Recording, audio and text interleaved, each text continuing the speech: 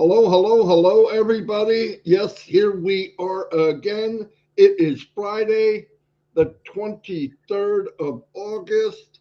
Oh my gosh, and we got such a wonderful person on today, Beverly North. We just met her, and she's a superstar, you can tell already. Um, One of the people that are in the background, wallflower, I believe the word she used. Yeah. But yeah, there's thousands of people back. I'm so glad she came forward. You're gonna meet her. We had about 5 minutes with her, and you're gonna love her. Guarantee it. All right, I'm gonna turn it over to Chris. Chris, introduce this young lady. Well, I know nothing about Miss Beverly. I met her for the first time talking to her a couple minutes ago, and she seems like a phenomenal lady. She explained a little bit about herself to us. She's very comical, straightforward, and I won't say it, but you won't believe how old she is. I don't know if she's going to say it or not, but she's absolutely beautiful. This is the first time I've seen someone they say they were this age, and it's like, no way. But you're going to be amazed. So bring her on here, Marty. Hold on one second, Beverly. Let's get in the middle. Almost not my ugly head. Come on. There we go. Ladies and gentlemen, this is Miss Beverly North. Beverly North, the floor is yours. Thank you so much to Marty and Chris for this day. Hello, everybody. I am Beverly North. And yes, I am 75 years old. So I do have some experiences of life, good and bad, of course. So, some of my young age, I was the fourth of six children. I was the first girl.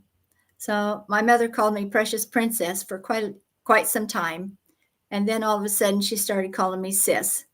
So that's how I grew up, being called by my mother is my sis. So we had a close connection. My dad was a farmer, somewhat of a small cattleman, but he preferred to do the crops. He loved to be out tilling the soil, planting the seeds, and watching that grow. And we had enough food because we had our own gardens, and when we learned work ethics through that experience, and chickens and taking care of the cattle and the hogs. And no horses, though. Didn't get to grow up riding a horse, but that's okay. So I pardon me. So both, did I go somewhere? What happened, guys?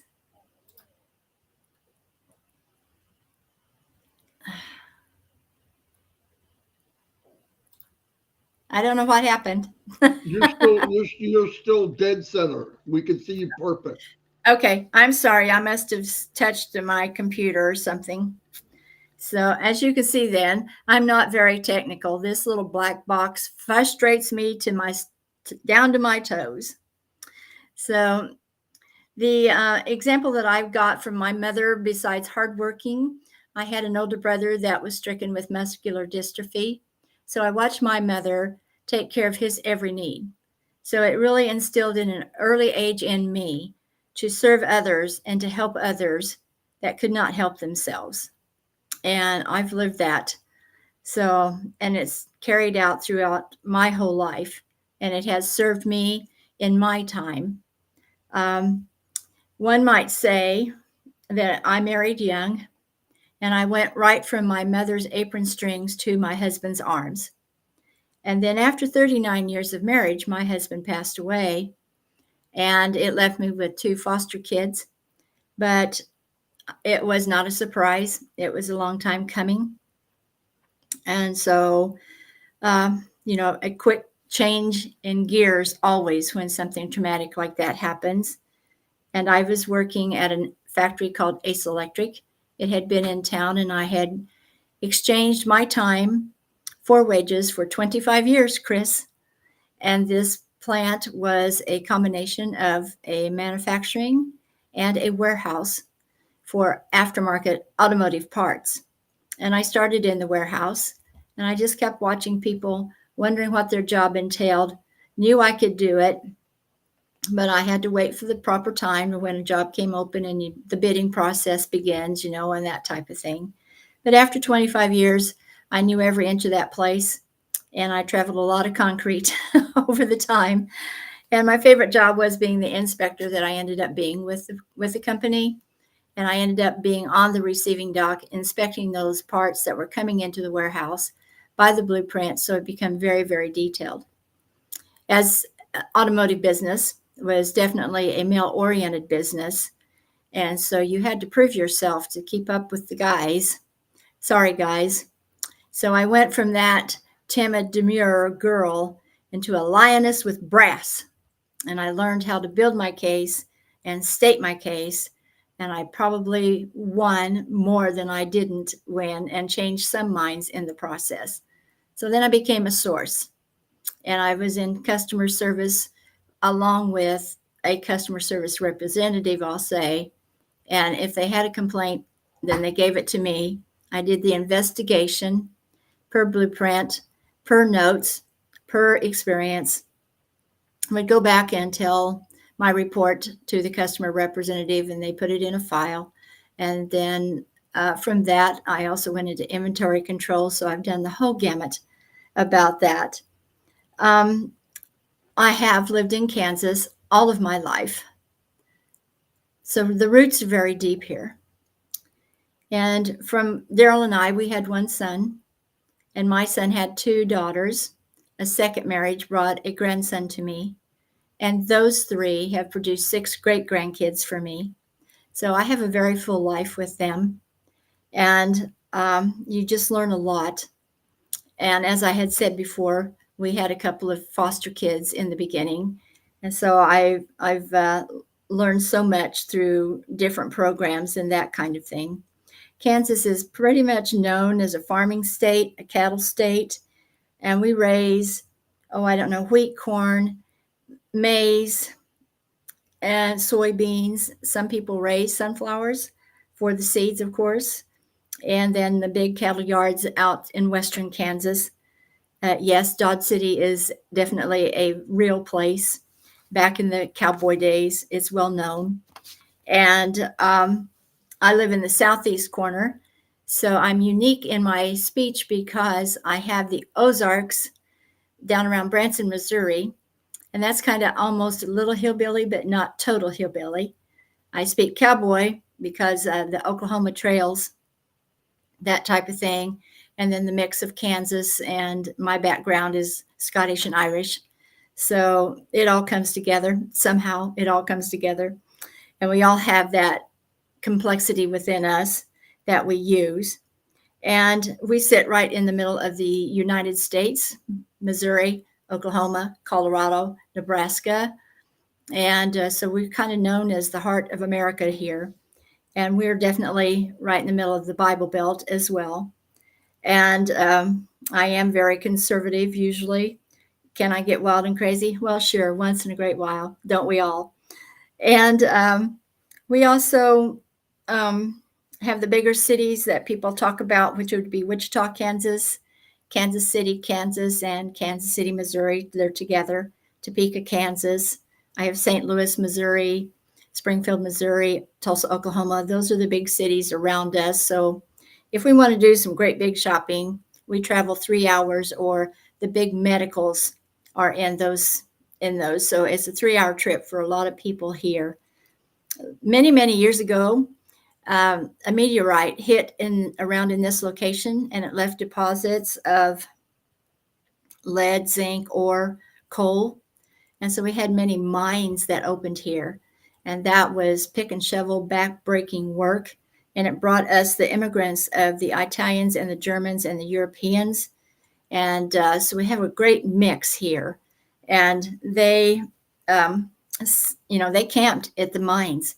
Well, then, of course, that brought about some rivalries. And, of course, that brought about some fights. And bootleg whiskey was quite common here.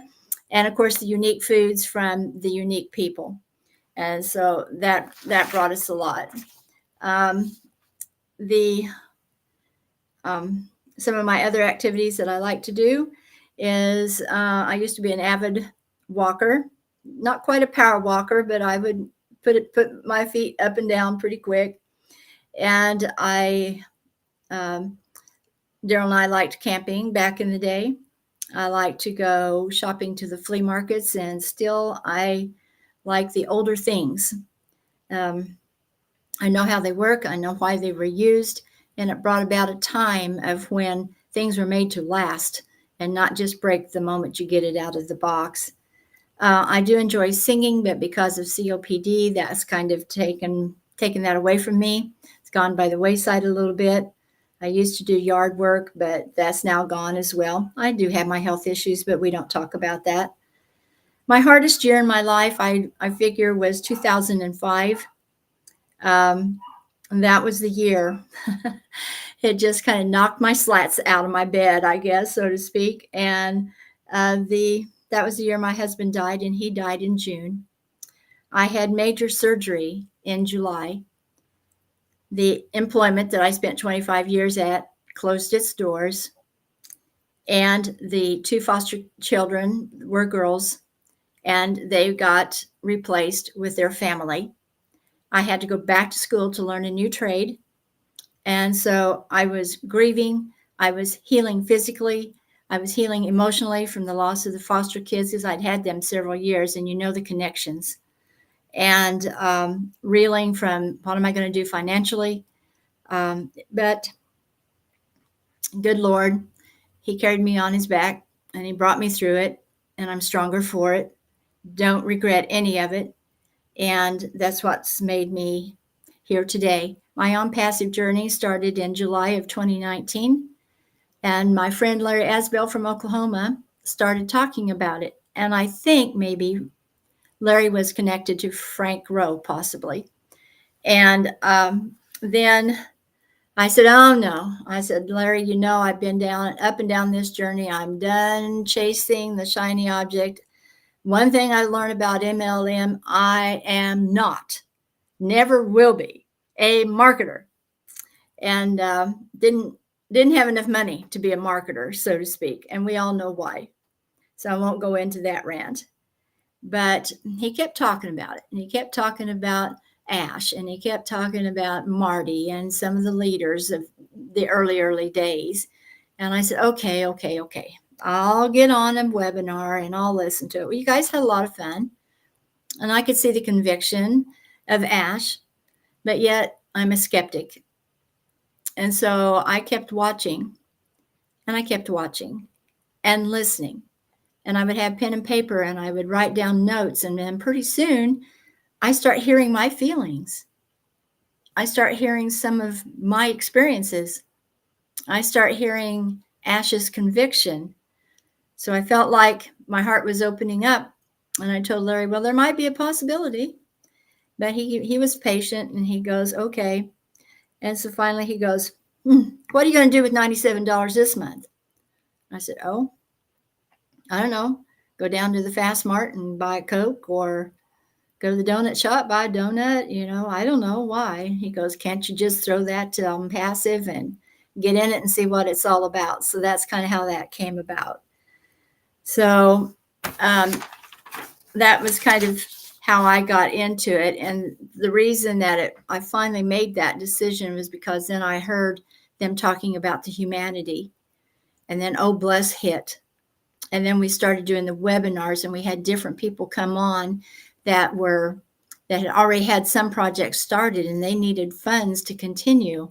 And they were excellent projects, and they put in a lot of time and effort on them. So I don't want to really reinvent the wheel. I just want to keep the wheel upright and rolling. And we can do that with our funds through ONPASSIVE, and we all have our open hearts. There's 1 million plus of us. Can you imagine the intensity and the impact that we are going to have when we come together as a collective, knitted together with our serving hearts? And all of us in ONPASSIVE have that serving heart, or we would not be here. All because of Mr. Ash's vision. Mr. Ash, sir, you're so appreciated for that vision and for so wanting other people to help you do what you want to do. Thank you for sharing that. That's why I'm in ONPASSIVE. Locally, I have my little projects that I do want to support. And I always start when I go to a pond. Pardon me, that was my phone. When I go to a pond, I start with small pebbles, and we all know the ripple effect, right? But I like to see how and where the ripples end. So I don't throw another pebble in until they're almost gone. And then I use this bigger rock and a bigger rock until I can see. And that helps me visualize sometimes when I was a younger person. You can't get out to too many ponds anymore. They've made them private. But I do remember that experience for me. So I just want to say thank you to everyone who was on here listening to me. Thank you for some of the comments that's been into the chat line. I couldn't pay too much attention to them. And thank you for the opportunity to shine my light, such as it is, and sharing it throughout your platform. But I would like to just let you know that ONPASSIVE courses through each and every person's veins that are involved in ONPASSIVE. So let me tell you my definition of ONPASSIVE. It took me a while to put this together, but it finally came. So going with O and going down through the spelling. O is for onward. I chose onward because forward wasn't enough. If you're not moving forward, you're always slipping backward. But sometimes we have to take a step back because things come up. Haven't we noticed that? And then we never lose sight of moving forward and onward. N is for navigating towards. The P, which is progressive technology. A is for always moving. With S, strategic thinking. With S, serving hearts. The I is for involving. The V is for visionary perspectives. For E are evolutionary results. Now, if that isn't something, I'm going to print that up a little bit bigger for me, and I'm going to put it on a wall, because I truly think that that's where ONPASSIVE is headed, and I truly think that we will be the evolutionary. All stages of life, everything has a cycle, and we are at the end of a cycle somehow, I feel, and ONPASSIVE is going to be helpful in the new beginning of a new cycle, and we're going to have such forward-thinking people with the technologies. I wish I was a little more technical, but I'm a dumb rock when it comes to that, and I will need a lot of help pulling it from every resource that I can. But no matter whether I succeed little or big, it will all be good. And I love each and every one of you for being here today. Thank you to the ones who stuck with me. And thank you for the ones who will be watching this and the recordings. I did freak out a little bit when I seen my thumbnail of me, and I said, oh my goodness, do I really want to do this? But I did. So just a quick joke. What washes up on small beaches? What washes up on small beaches? Microwaves. Thank you very much, guys. It's been a pleasure. Back to you, Chris and Marty. You were wonderful, Beverly. Beverly, listen, I ran out of ink because you had so many good things to say, but two things. First of all, before I forget, can you please send me your ONPASSIVE, what you just said? I want to send that personally to Ash. I think he'll love that. If you can write it up, or you said you were going to hang it on your wall, send it to me so I can get that to Ash with your name on it, because I think he'll love that. But you said a couple things that really caught my attention. I did not have the money to be a marketer, nor a lot of people don't want to market, but I love that point. But then you said the most important thing. Everything you said was important. I started hearing my feelings. Yes. And when you said that, that just boom, right in the chest. And I'm thinking, man, I couldn't have said that any better myself. A lot of people are finding out their feelings. I mean, what you said was amazing. Actually, I wrote that down, but send that to me again, because I want to know. But your life, for 75 years, you've led an extraordinary life. I am very sorry the loss of your husband and those two kids, you went through struggles and you just kept going. I think that's amazing. You're amazing. You just probably connected to the entire world with every story you gave us, the work, the auto. I heard auto. It was so cool. I remember when I first met Chris Johnson, it was the same thing that you said. He started hearing his emotion in ONPASSIVE. I remember that day. I really do. And you could see him sitting there wringing his hands. And I go, wow, this guy has something to say. And that was it.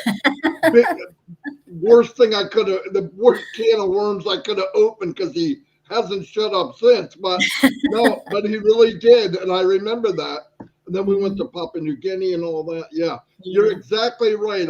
I remember seeing people, and people watch ONPASSIVE, they see it. But when they really see it, that light bulb goes off.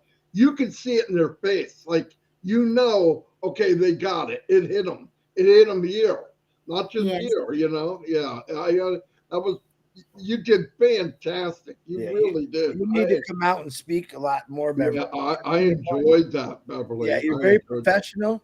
You come. I didn't see any nerves whatsoever. I know you tell us about that. You usually speak in front of your church, in front of people. She considered us air. That's okay, but it was funny. I love the joke at the end. That was pretty funny. I love jokes, but I think all around you're a beautiful, pure individual with a heart as big as gold, and you are going to take. Listen, you're going to take ONPASSIVE places. Let me put it that way to you. Right. You're going to be woo. You're going to go. Beverly, there's a lot of webinars and different things we're doing. You should be there. People will. I'm telling you, you have a way of speaking. You speak from the heart, and you'll really inspire a lot of people. I believe that. I really do. Well, everything is in God's timing. I've always thought that. And I was in another MLM, so to speak, and I was on weekly calls presenting product. And I started, for some reason, one day, I said, I just want to tell a kid's story. And I became known as a storyteller within that group.